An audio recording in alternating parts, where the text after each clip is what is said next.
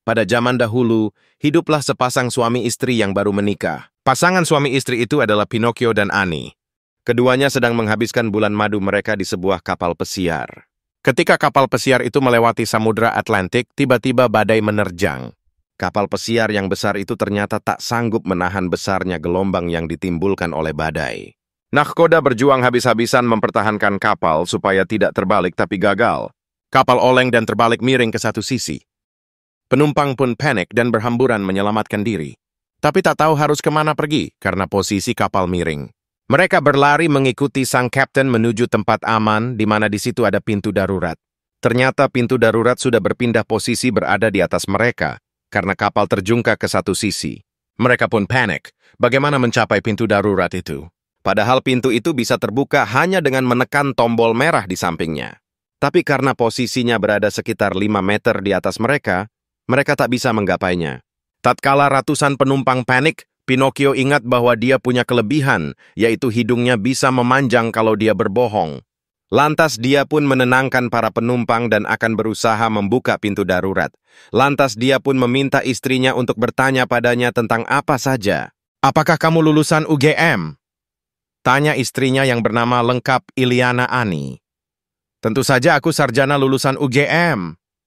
Jawab Pinocchio mantap. Tiba-tiba hidungnya memanjang 10 cm. Para penumpang pun terkesima dan menunggu dengan penasaran. "Kapan kamu masuk UGM?" Tanya istrinya lagi. "Tahun 1980 dong," jawab Pinocchio. Tus, hidung Pinocchio memanjang lagi 10 cm. Tanya lagi cepat, tanya lagi." Para penumpang memberi semangat. "Jadi ijazah UGM-mu asli dong?" Lanjut si Annie. "Asli, 100% asli," dengan cepat Pinocchio menjawab. Maka hidungnya pun tambah lagi memanjang 10 cm. Tiba-tiba ada seorang penumpang nyeletuk. "Kalau benar mahasiswa UGM pasti ada bukti namamu tercantum di si Penmaru tahun 1980 dong?" Pinocchio agak heran dengan istilah si Penmaru, tapi dia sudah terlatih untuk selalu berhati-hati menjawab, maka dia bilang, "Ndak tahu kalau itu, kok nanya saya? Kan ordernya cuma sama UGM, bukan sama Koran Kedaulatan Rakyat." Lalu tambah lagi hidungnya memanjang. Kali ini memanjangnya 30 cm. Seorang penumpang bertanya lagi, "Kok foto di ijazah sarjana pakai kacamata?" "Iya, dulu pakai kacamata terus kacanya pecah dan nggak sanggup beli lagi." Jreng, tiba-tiba hidungnya memanjang lagi, kali ini tambah 50 cm. "Kan nggak boleh foto ijazah pakai kacamata!" Seorang penumpang menyela. "Waktu itu buru-buru cari foto saya yang lama ndak ada yang ndak pakai kacamata." Otomatis hidungnya memanjang lagi, tapi cuman memanjang 20 cm. Setelah para penumpang bertanya banyak hal tentang Pinocchio, hidungnya ternyata baru memanjang sekitar 3 meter.